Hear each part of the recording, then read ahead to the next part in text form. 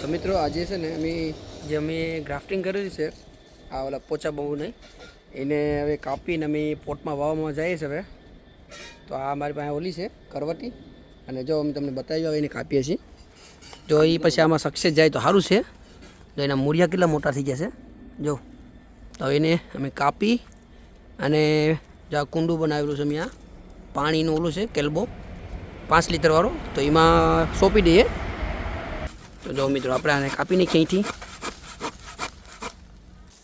તો જો મિત્રો અહીંયા કાપી નાખ્યું છે. જો એના મૂળિયા આવે જો તમે કેટલા મસ્ત મૂળિયા નીકળી ગયા છે એમાં.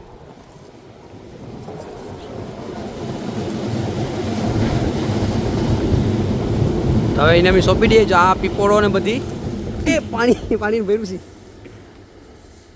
જો હવે તમને હું બતાવું એને મૂળિયા પહેલાં પ્લાસ્ટિક પર હટાવી દઈએ અમે. તો જો મિત્રો આમાં કેટલા મૂળિયા બાંધી ગયા છે જો.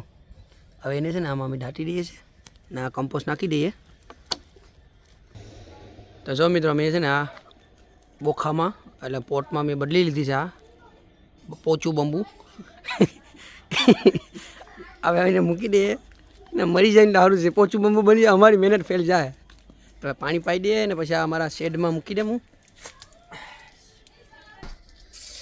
તો જો મિત્રો મેં છે ને આ અમારા શેડમાં મૂકી દીધું છે. આ ગ્રીન શેડ છે એમાં જો મેં હું આવ્યું છે ડ્રેગન ફ્રૂટ વાયા છે. ડ્રેગન ફ્રૂટ આ ઓલામાં છે ને લીમડાના ઓલામાં ખાલી કોરાવા માટે કરીને વાયા છે. કોરી છે ને પછી મારી બીજા કુંડામાં બદલી લઈ અને જો આમાં પાણી પાઈ દીધું છે. પછી 10-15 દિવસ પછી જોવું પડશે મૂળિયા કેટલા કાઢે છે એ. તો મિત્રો આ છે રીંગણી. તો આ રીંગણીને છે ને હું પોટમાં વાવીશ અને પછી છે ને આનો કોઈતરા કાઢી જાય ને સક્સેસ જાય આનું પ્લાન્ટ તો બીજી તમે રીંગણીને એવી રીતના કરવું પડશે. અને આ છે ને નેક્સ્ટ યર માટે કરી અને હમણાં રોપો બનાવું છું. તો જો આમાં એક રીંગણું પણ છે.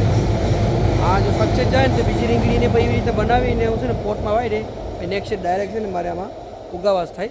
તો હું કે મોટીને મોટી હોય ને ત્યાં જ વહેલા આમાં રીંગણા આવવા માંડે. આપણે શું કે ઓલું કલમ કે ને તો આવી રીતના હું આનું કરું છું. તો ચાલો હું પહેલાં અને બધી દાળીને કાપી લઉં થોડા મૂળિયાને પછી હું તમને બતાવું. તો જો મિત્રો આ છે મરચી અને આમાં બાંધી છે એ રીંગણી છે. તો આ મરચીની વ્હાઈટ કોથળી બાંધી દઈએ. તો આ સક્સેસ જાય ને તો પછી પાછા બીજા પ્લાન્ટ આવી રીતના અમે કરીશું. તો નેક્સ્ટ યર છે ને આવતા વર્ષે રીંગણીના અને રોપા છે ને અમારે સીધા આ કુંડામાં કાઢીને ડાયરેક્ટ જમીનમાં રોપવાના થાય. તો હું કે વહેલા મરચાં આવી જાય. તો ચલો હવે આ સક્સેસ જાય એની વેઇટ કરીએ અમે.